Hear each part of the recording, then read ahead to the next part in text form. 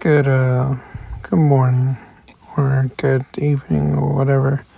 It's about 2 in the morning, March the 6th, 2024. It's been a minute, guys. Just so you guys know, it might not be a long one. It's, I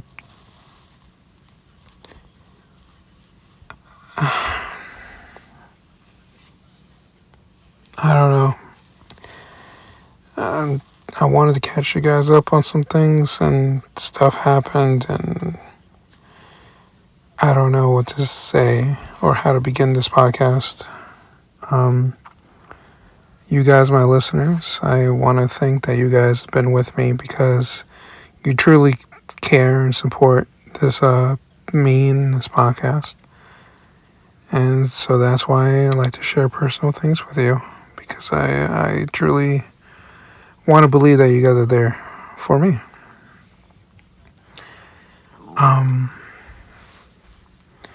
So let me start with the simple things, which is my job. Since I started this job, I definitely will say it's physically demanding, but also there's stories. I wanted to get it before the thing that's happening to me right now happened. I wanted to tell you some funny stories that I had. Trying to do my best not to break a HIPAA violation because they are real people and I can't really say names or ages or anything like that. But I'm hoping I can share briefly my experiences.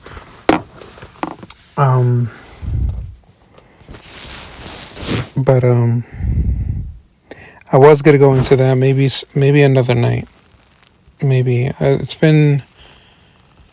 My new schedule requires me to just work every day except for Fridays and Saturdays. So I was thinking about doing more podcasts on either a Friday or Saturday. Most likely a Friday because I'm by myself and not really spending any time with my girl.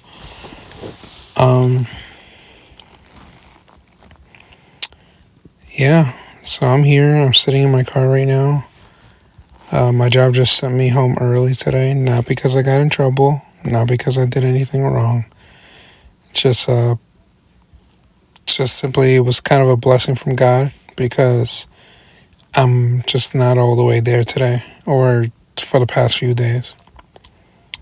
And some family members are about to get some news right now that they haven't heard before because I wasn't comfortable with it just yet. And I don't even know if I'm comfortable talking about it now, but I figured I'll get it out of the way and just leave it like that.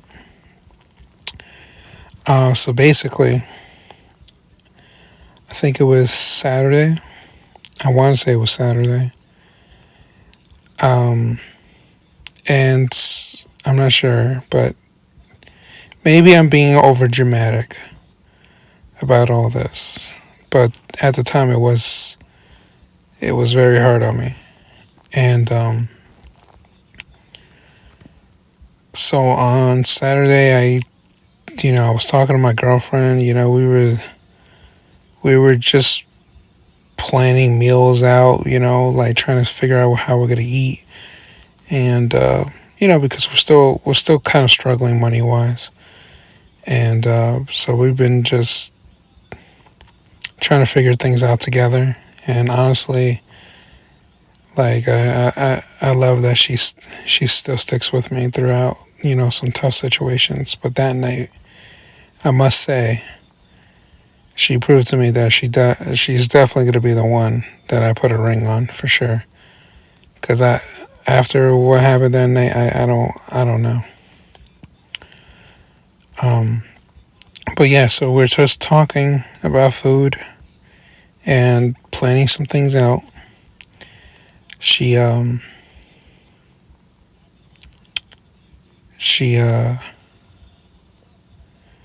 I starts talking about, weed and stuff like that. She tells me her experiences and stuff. I told her that I experimented and, maybe it's just, it's very occasional, but I don't think I would ever smoke weed unless it's with, Willie Nelson or Snoop Dogg. Like I don't know if I'll smoke weed, but no, I was looking into other things, right? I have, some of you guys may not know, but I actually have a lot of anxiety for the most part, and a lot of paranoia, and trust issues and stuff like that. I even have trouble sleeping. Like I don't tend to sleep for very long. Usually it's on and off throughout the night. So I'll like maybe 3 hours in, then wake up and either stay awake or go back to sleep. It's just a pattern that I have. I truly, truly, truly, truly wanted to get a good night's sleep that night because Sunday I had to go into work, right? So I really want to get a good night's sleep, and I wanted to just be the best I can be. So I look into it, and my dumbass saw this thing that was stronger than CBD. I took in CBD before. CBD never had an effect on me, not ever. And so I look into something called Delta 8, right? As I'm looking at Delta 8, I find out there's a Delta 9, and, blah, blah, blah. But I was like, oh, let's just go with the 8, whatever. And I go to the smoke shop. It's literally right outside my apartment, like down the block, but it's just right there. Now, you can even walk there if you want. But right down the block, I go in there, I go in the smoke shop, I see this woman behind the counter. There's plenty of people inside the smoke shop. This woman behind the counter is helping people, and so far, like she's smoking and helping, like trying to represent, I guess, for the smoke shop. And I go in the back because my gut feeling told me that what I'm looking for is not up front, it's in the back. And I was right. My gut feeling was right. There was a case full of like the CBD, Delta 8s, Delta 9s, even had like mushrooms, like not actual mushrooms, but like gummy mushrooms. I don't know. I guess they extracted the oil from mushrooms. I don't know. But yeah, so there was plenty of that, bongs, and surprisingly, sex toys, which, by the way, I did not want to believe was in a smoke shop, but apparently so. I guess if you're going to be a D-man, might as well, get fucked while you're doing it. By the way, very odd where they put the sex toys. It was like mixed with the knives. It was weird. And then it wasn't normal sex toys. I'm expecting like a dildo, nipple clamps, whatever, right? That's not what I saw. It was a dildo, but it wasn't like 7 inches and below. This thing was at least 15 inches plus with a girth of 3 soda cans. Like it was just not normal dildos in this shop, and I was like who's your demographic? Like I don't know.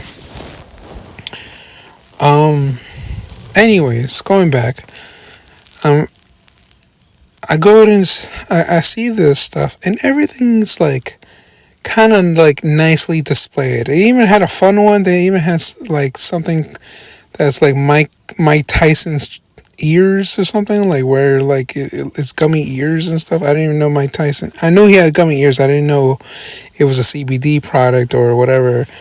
But yeah, they had them. It kind of looked cool. I wanted one, and because I like the Tyson. If anybody can knock me out, it's definitely Tyson. So I was looking into that, and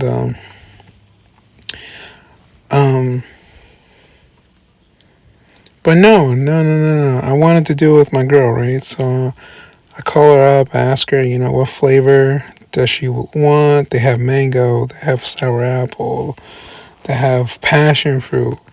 She says she wants watermelon. I was like, all right. And I saw that there was a watermelon. I was like, all right, no problem.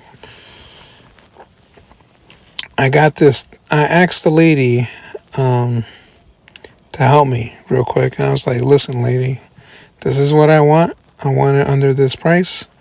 Make it happen. She made it happen. And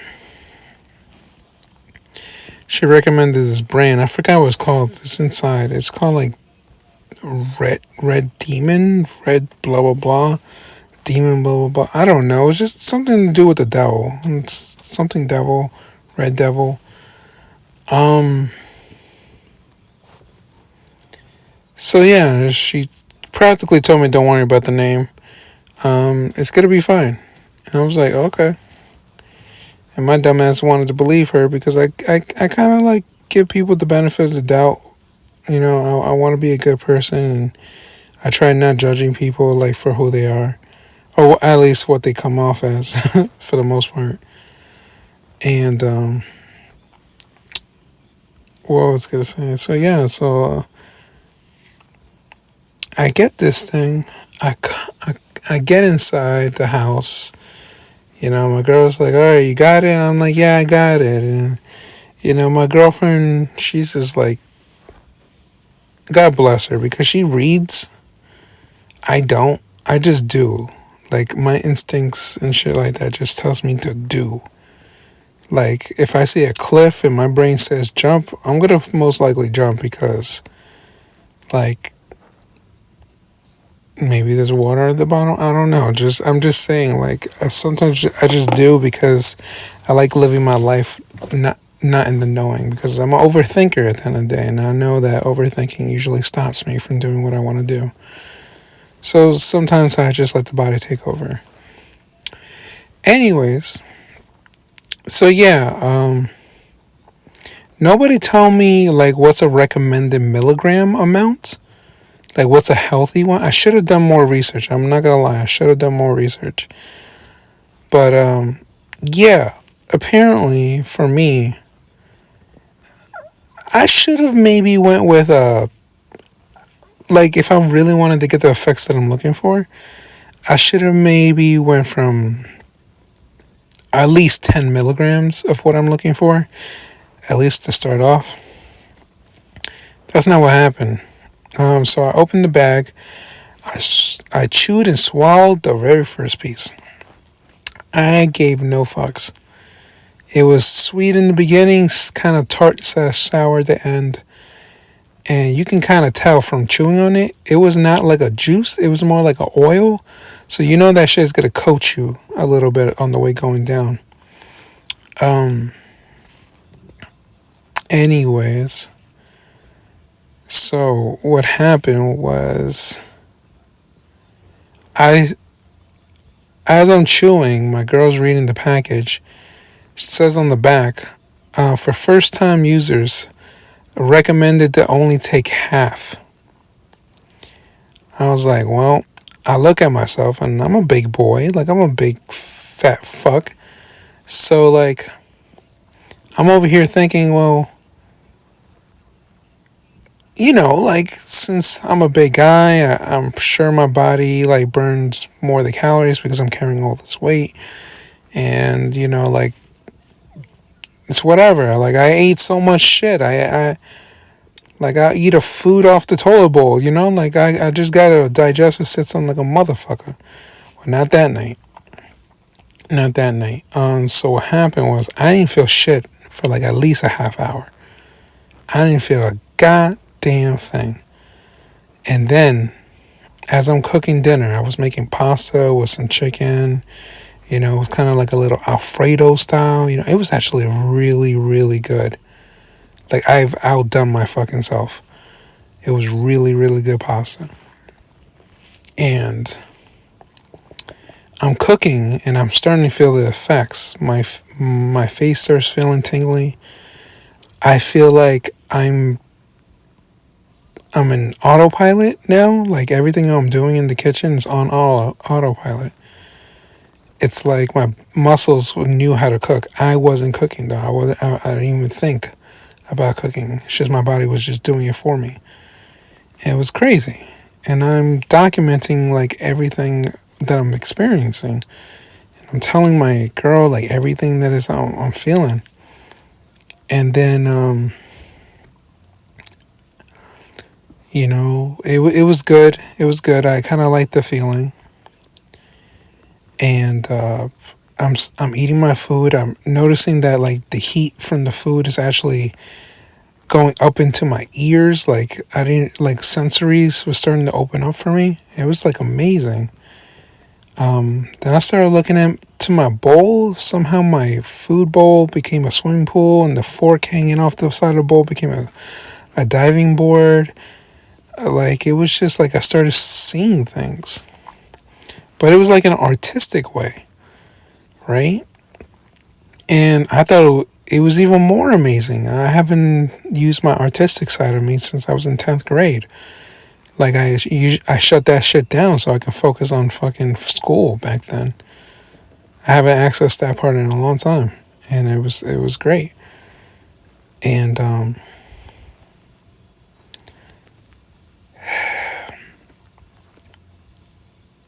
what I was gonna say. Then it went down. It went straight down. I I started not realizing where I was.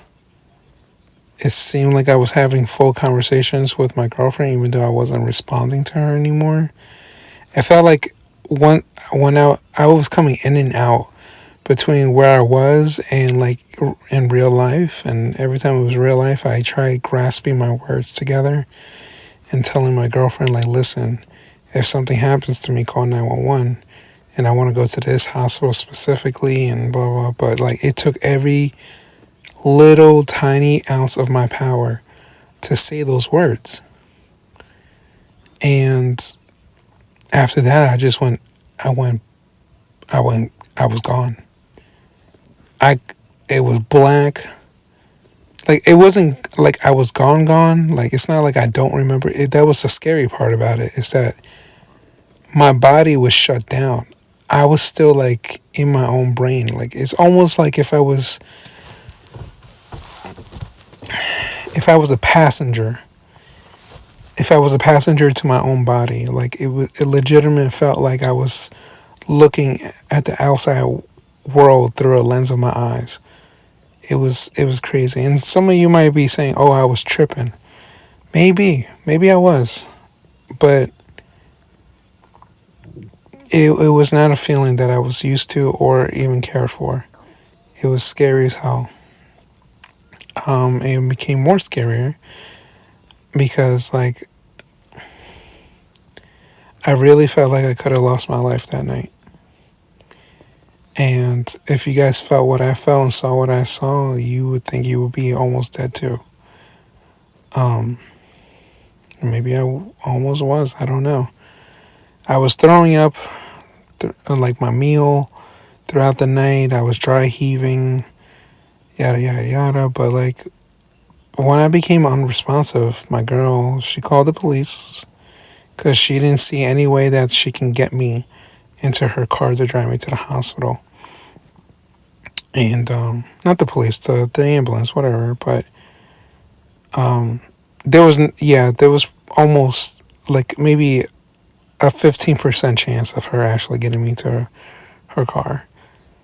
And the reason I say 15 is because when the guys actually came to our door, she opened it up, people came in with a stretcher and everything and try and talk to me. I tried responding the best I could, but I couldn't get every word out. I couldn't I hear their questions and I just couldn't really respond to the best of my ability. They tried to get me to a stretcher, and I had to like really force my eyes to come open again, and it was like tunnel vision. I couldn't really see much. My eyes were wide open. I know they were, but I couldn't see anything other than colors and shapes. And yeah, that's pretty much the whole world, right? Like everything you see is a color and shape, but I don't know how to describe it. It was not normal shapes, not normal colors of what they should be. But I knew the layout of my apartment in my head at least, and that's what I used to guide me. So I told the paramedics that like I'm gonna make a break for it. Just give me a minute, and it was really a break for it because I could not fathom like moving at all at that very position. I thought if I was going to be moved, I thought I was gonna die, like like just die. But I had to gather it together. Um, and family, if you're listening to this, just don't get mad at my, you know who she is. Just don't get mad at her. She kept it a secret because I asked her to. Um, but if I were to die, she would then tell you. But that's my request. Don't get mad at her. It's my request to make sure that people are notified after I died, not before.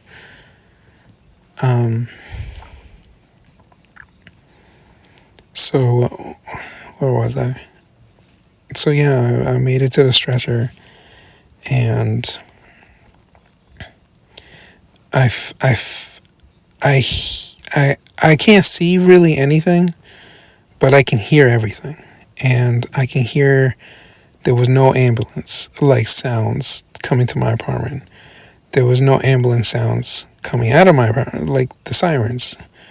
I hear them trying to talk to me. They ask me questions like, where am I right now? And I didn't realize it then. I realize it now, though. But I didn't realize then that I was giving them my old address when I used to live in Bayshore, New York. And I even gave them the wrong zip code. I gave them the zip code to Port Washington. 11050. So I gave them the wrong stuff. And I didn't know that then. I remember them looking for a vein. They couldn't find my veins. They had to go through my hand. I don't remember them going through my hand. I remember them trying to go through my arms. But no luck there because I'm dehydrated as shit. And this is still not even the scariest part for me. But yeah, I just remember, I started trying to speak to them, but I couldn't because I was developing sentences in my head, full on sentences. I remember that, but I couldn't tell them everything. I was saying weird combinations of words, like sunshine, calculator, blah, blah, blah. I was making no sense. I was just going back and forth. And then I remembered why I was saying random words too. Even though I was saying random words, they meant something. And the reason, what they meant was these were images that were actually flashing through my eyes as I was under, in a way. So the guys pretty much said it, I can tell that they thought I was speaking gibberish. And it was really weird to have a doped out body, but with a fully thinking, sober brain for a moment.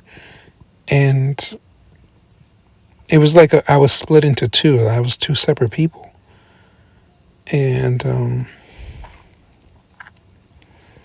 all I remember for sure saying to my girlfriend before I went down for the count was that I was afraid and that I loved her. And after that, it was just done. There was a moment where I came back and started speaking to the people in the ambulance, but I wasn't speaking in English. I decided to speak in Korean and then Russian and then French. And I don't know those fucking languages. So I'm pretty sure my brain started speaking languages to them that I might have heard over the years other people spoke. So that was still kind of fascinating that I can unlock certain things in my brain, but I did not want to get in the price of like doing drugs. Which, by the way, I didn't know that, again, this would happen to me, because the way I saw it was, this is an item that I bought in a store, and it's not like, drugs, I didn't have to go to, like, to some fucking guy named Cece on the corner of the block, fucking looking out for the fucking 12 and shit. Like, I'm not that guy. Okay, I'm just, hello, sir, can I get a this? And it's like, oh yeah, here you go. And then that's it. I get a receipt and that's it. And so that's what happened. So I didn't know this was going to happen to me. And needless to say, after the ambulance, I really was gone that time. Like, I felt my breathing slow down, slower and slower and slower and slower, until I couldn't. I don't even know if I was alive. Like, I really couldn't tell if I was alive or not. The fact that I was thinking in general, yeah, I was alive, but it just didn't feel like it. It felt like I was actually at death's door. And I started seeing imagery that I have not seen. To this day, I have not seen it since I was a kid. Like, and I mean a kid. Like, still pissing in my pants, shitting in my pants kind of kid. For some reason, I recollected memories when I was a small kid. I started seeing the same dreams when I was a kid. I started seeing memories. I started seeing images that I have not seen in such a fucking long time. It was things that I've never even thought about or even still think about. And I was realizing that because of these images is who it's almost like I was seeing the soul of me. Like, I can still see these images even right now. I'm sober right now. I can see them because they're stuck with me now. Like, I feel like I have to draw them out, but guess what? I don't know how to draw. But these are scary things to me because it was like I was staring. I don't even know how to say it. It was just, I don't know, it's just crazy. I was at my wits. Surprisingly, I did not pee myself at all. I was holding in my urine pretty good. And I'm actually proud of myself like that. I'm proud of my dick and my kidneys for that. And bladder. Couldn't have done it without you, bladder. And urethra. Anyways, so yeah. The whole experience was pretty traumatizing for me. Cause I can swear that I swear it was a near-death experience. Now, I don't know who to believe, like, I'm sure my girlfriend says I was fine, I was just out of it, I was tripping balls, but I'm telling you, ladies and gentlemen, whoever's listening, if you would have saw what I saw and felt what I felt at that very moment, there was no way in hell. There was no way in hell that you absolutely believed for the life of you that you was going to come back. I thought that was it for me. All I can think about is that I'm 27 years old. I am, the greats always die at 27. That's why there's a 27 club, right? But the reason why I'm talking about this, the reason why I wanted to bring this up was because, one, I'm lost right now. Me talking on this app, me sitting in my car right now, me just coming back from work, I know that I'm doing it. I know that I'm speaking words. I know that I'm holding this phone. I know that I'm in this car. But it does not feel like I'm actually doing any of it. It feels like I'm still in that emergency room right now. It still feels like I'm currently dying right now, and my brain is still making a final attempt to give me some normalcy before leaving. That's the feeling, and it could be like a PTSD thing. I don't know, but I am torn right now, and I'm not okay. And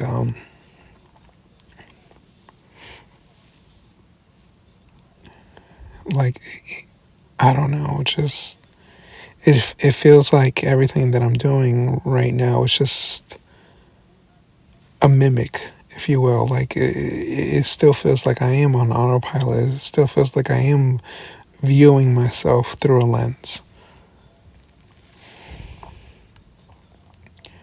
I started caring less about pain for some reason. Like I purposely try pinching, hurting myself, a little bit of burns here and there, just to see if I can feel anything. And I still feel the pain, the register of pain, but like for some reason I don't care as much. I'm not sure if this is a level of depression that I'm going through or some kind of guilt, but I honestly don't know how to feel about this because I can't really get mad. I can't get mad of the lady that sold me this, right? Because she's just doing her job. I'm the one who decided to purchase it. I'm the one who didn't read. And by the way, if anybody's curious, I did 250 milligrams. Okay, again, somebody who's my weight and size should probably only take 10. I did 250. The pack is 5,000.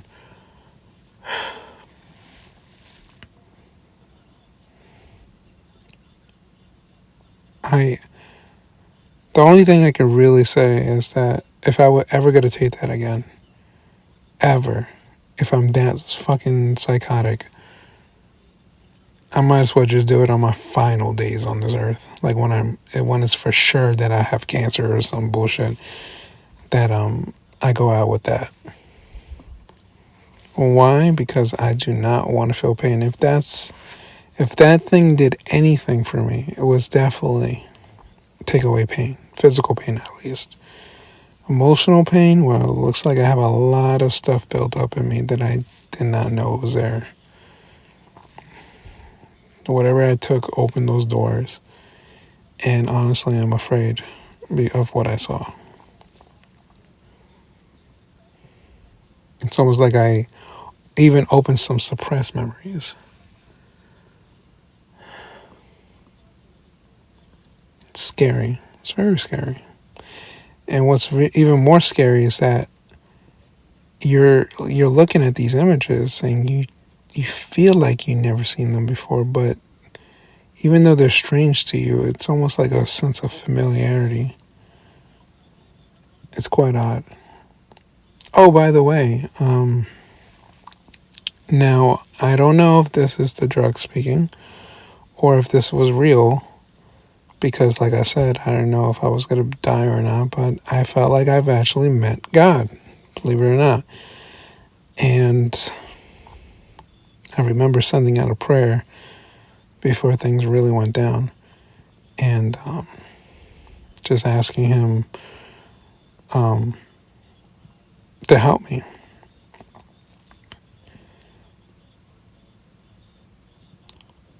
If you guys are curious on what God looks like, again, it could have been the drugs, but not what you think. Just so you know, just not what you think. If you're thinking white guy in robes and shit, no, nothing like that. Actually, it was quite interesting. God is not really a figure, if you will. if I had to like say anything about this, it's that it's almost like I'm going to compare it to something that maybe you guys will understand. If you know how seasons are, like winter, fall, spring, right? Now, it's not like the earth tells you, like verbally tells you that, oh, it's about to be fall, about to be spring, or about to be summer.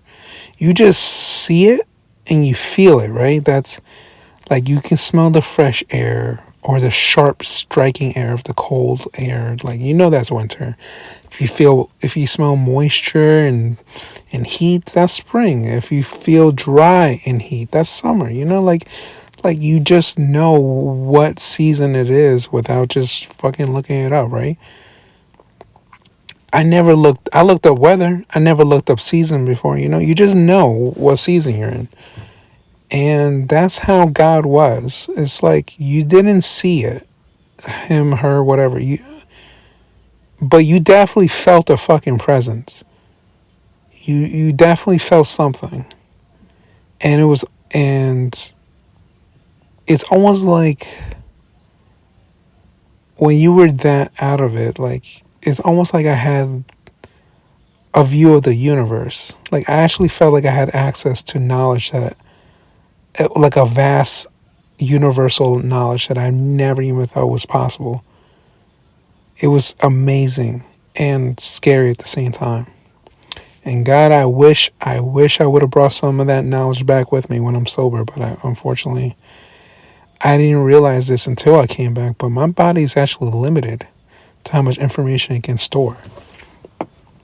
And same with you guys. Like, if anything of what I'm saying is true, then maybe only in death or close to death you'll realize that, like, what we know currently, what we absolutely know for a fact, just like how you know your first name and your birthday and stuff like that, like, that shit just flies out the fucking window. It's like you just got, I don't know, the best way I can describe it is that when you're that close, it's like you just unlocked all the cheat codes in GTA, bro. Like, you just know everything. But when I came back, like that said, it was just, I'm just back to my regular player character with my presets. It seems like every choice that I make now, it doesn't even matter anymore. Anyways, guys, I'm sure you guys are tired of hearing me talk about gods that you may or may not believe in, or, my petty story of like me feeling or close to losing my life. But, I was actually thinking about ending this podcast for good until, my girlfriend told me to keep going with it because it's therapeutic for me.